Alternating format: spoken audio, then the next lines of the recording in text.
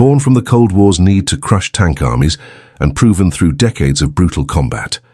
The A-10 Warthog has survived missiles, politics, and time itself. Despite losses, controversies, and countless retirement attempts, its unmatched toughness and life-saving power have made it the most trusted guardian of troops on the battlefield. High above the blistering Iraqi sands, Captain Paul Johnson's A-10 tore through enemy armor formations, belching depleted uranium rounds at almost 4,000 per minute into Saddam Hussein's Republican Guard during the peak of Operation Desert Storm. Then a bright crack split the heavens. A missile struck Johnson's left engine, wrecking a landing gear and cracking a wing spar. The Warthog pitched violently, metal shrieking as it fought to stay aloft. His gauges for altitude and fuel plunged. A KC-10 tanker pushed to meet him, but Johnson was losing too much speed. The tanker deployed flaps, slats, even its landing gear, dragging itself down to match the dying jet's pace and straining to keep formation. Designed to take punishment, the Warthog was still being pushed to its limits. As Johnson hammered the throttles of his trembling jet, all he could do was trust that the airframe would endure. In NATO exercises from 1970 onward, the premise was the same. Tens of thousands of Soviet tanks pouring through a gap, overrunning West Germany in hours and forming a fast-moving, heavily armored war backed by artillery, air defenses and momentum.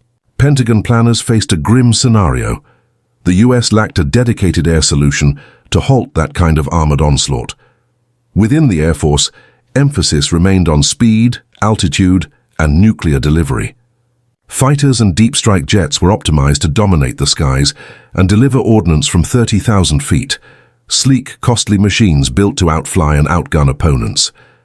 None of them were intended to survive the low-altitude mayhem where smoke and traces obscured the battlefield. None were meant to loiter over ground troops under fire or pick off enemy tanks at close range. To address that gap, the Air Force started the AX program, a contest to produce an aircraft capable of halting a Soviet tank rush. The requirement was simple and brutal: a plane that could fly low, absorb damage, and wreck armor with surgically effective firepower. They wanted a blunt instrument. Two prototypes emerged, Northrop's YA-9 and Fairchild's YA-10. On paper they looked comparable, but their approaches diverged. The YA-10's straight 57-foot wings gave it exceptional low-speed control, superb maneuverability in tight quarters, and the ability to operate from short, rough strips. It could loiter longer, fly slower, and turn tighter, ideal for close air support. The YA-9's swept wings delivered higher top speed and faster transit, but at the cost of low-speed handling and short-field agility, qualities essential for supporting troops in contact. Testing showed the YA-10 was built for survivability and crew protection. The YA-9, while competent, had rear fuselage, side-by-side engines that made it more vulnerable during low-level operations. Simplicity and ruggedness favored the YA-10. Fewer complex systems meant easier, cheaper repairs, even on the front lines. The YA-9's more sophisticated gear proved a maintenance burden under harsh conditions. In the end, the Air Force prioritized battlefield effectiveness over sheer speed or technological elegance. The YA-9 resembled a conventional fighter, and that familiarity didn't outweigh the YA-10's battlefield-ready toughness, tipping the decision toward Fairchild's design. Over the following years, engineers refined the YA-10 from prototype to the combat-ready A-10 Thunderbolt II, solving technical issues based on ground unit needs. The final aircraft was squat and durable, with a blunt nose housing its primary weapon, earning the derisive yet affectionate nickname Warthog from fighter pilots. At its core sits the GAU-8 Avenger, a 30mm 7-barrel rotary cannon built to defeat armor at close range. It can fire roughly 70 rounds per second, each projectile longer than a wine bottle and capable of penetrating heavy plating. Many of the penetrators use depleted uranium, a dense byproduct of uranium enrichment. Depleted uranium is nearly twice as dense as lead. At high velocity it shears and burns through armor, vast US stockpiles of depleted uranium exist, about 700 metric tons, stored as uranium hexafluoride in large cylinders, creating logistics and expense for enrichment facilities. turning that surplus into munitions, repurposes an abundant material, while providing unmatched penetration on the battlefield. The cannon's recoil is immense, over 10,000 pounds of force, equivalent to slamming a compact car into the aircraft's nose each time it fires. Early trials showed the Warthog's speed dropped sharply when the gun discharged. To handle that force, the GAU-8 is mounted slightly to the left of center, and the forward landing gear sits offset to the right to compensate, an odd but necessary layout. The gun introduced hazards of its own.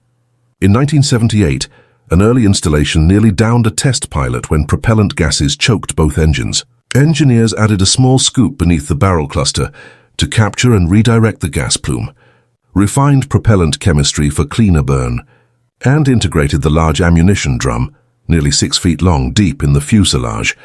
The ammo bay is protected by layered armor, intended to detonate incoming rounds away from stored shells.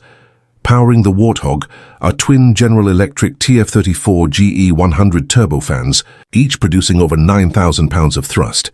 These low-bypass, highly durable engines are built for long loiter times, responsive throttle control and survivability. Their placement mirrors that focus on protection. Rather than hanging beneath the wings like on many jets, the engines are mounted high on the rear fuselage, tucked near the vertical tails, and spaced well apart to reduce vulnerability. This arrangement protects the engines from rocks and debris thrown up during takeoffs and landings on rough, makeshift runways, the exact kind of environment the A-10 was meant to handle. Mounting them higher also limits their exposure to gunfire and shoulder-fired missiles from the ground. The wide spacing between engines serves another purpose: survival. If one is damaged, the other is usually untouched. It also makes maintenance easier, since ground crews can reach the engines without special gear, even in remote outposts. Because the turbofans are quieter and cooler than afterburning types, the aircraft produces less infrared heat, reducing the odds of being hit by heat-seeking missiles during attack runs. To safeguard its pilot, the A-10 includes a titanium cockpit shell, often called the bathtub, encasing the pilot in over 200 pounds of precisely formed Ti6Al4V alloy. The armor thickness ranges from 1/2 inch to 1.5 inches, shaped to deflect or absorb rounds up to 23 mm in caliber, the kind fired by anti-aircraft guns and armored vehicles that A-10s regularly face. The rest of the plane is built around this armored capsule, keeping the pilot's position low within the fuselage to minimize exposure and increase survival chances in crash landings or with major structural damage. During the Gulf War, Colonel Bob Efferson's A-10 was struck by heavy anti-aircraft fire while covering Allied troops. Several 23mm shells tore into the underside of his plane, directly beneath the cockpit. When he returned to base, crews found 17 large holes in the fuselage, systems ruined and tubing shredded, yet Efferson himself was unscathed. The 355th Tactical Training Wing at Davis-Monthan Air Force Base was the first to receive A-10s in March 1976. The jet's ungainly shape and massive cannon made it seem more like a leftover from another era than a modern fighter. But the pilots trained diligently. By late 1977, the 354th Tactical Fighter Wing in Myrtle Beach had declared the aircraft combat ready, and soon A-10s were deployed to bases in Alaska, South Korea, England, and throughout NATO territory. Though mocked at first for its odd looks and slow speed, by 1987, many were reclassified as OA-10s, serving as forward air controllers marking targets and guiding attacks. The A-10's first real operation came in 1983, during Operation Urgent Fury in Grenada, when aircraft from the 23rd Tactical Fighter Wing supported marine landings. They patrolled above the beaches, ready to strike if needed.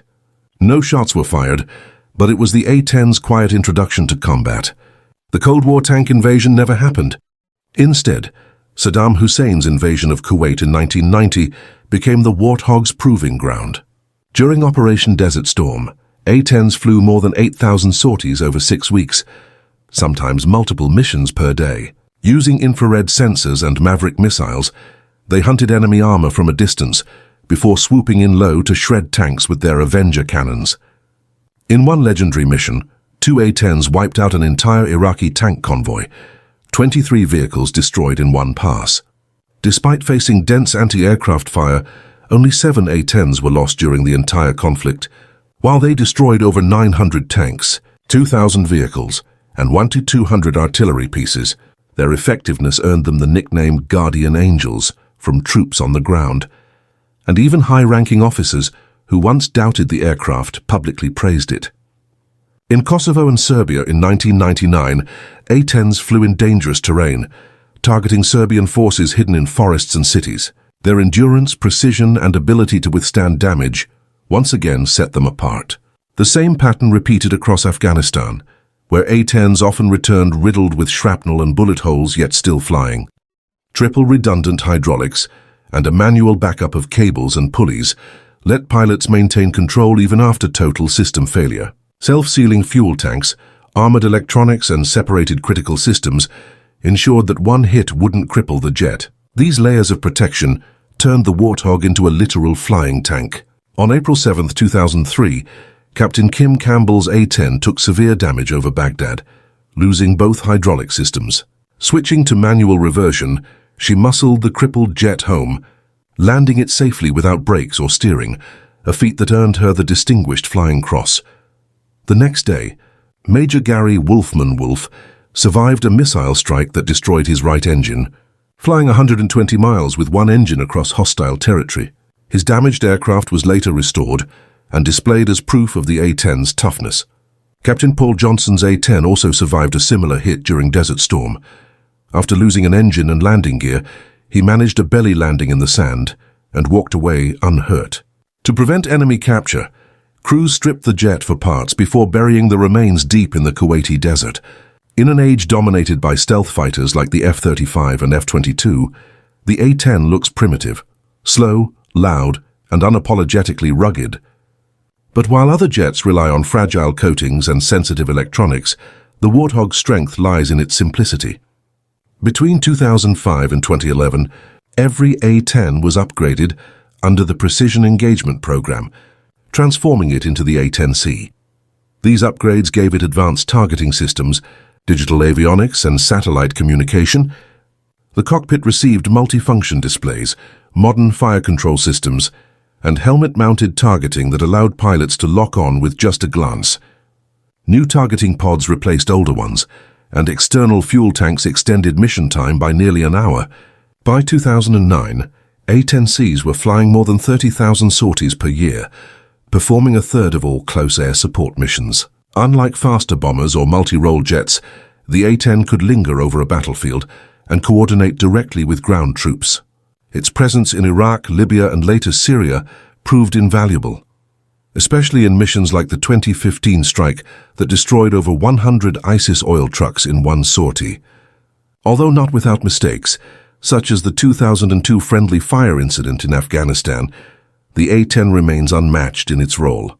Despite repeated efforts by the Air Force to retire it, citing cost, age, and vulnerability, lawmakers and soldiers alike have fought to keep it flying. Congressional opposition, led by figures like Representative Martha McSally, repeatedly blocked retirement proposals. Studies showed the A-10's cost efficiency and performance still outclassed newer aircraft. Even as recently as 2024, Warthogs continued flying combat missions. The newest A-10C Plus variant adds modernized displays and smart weapon integration, keeping it relevant in 21st century warfare. Ground commanders still call for it when troops need immediate, precise firepower. Around 280 remain active across various Air Force divisions, and though the F-35 was intended to replace it, many argue that no substitute exists. With continuous upgrades to weapons, avionics, and cockpits, the A-10 is expected to keep flying and fighting well into the 2040s.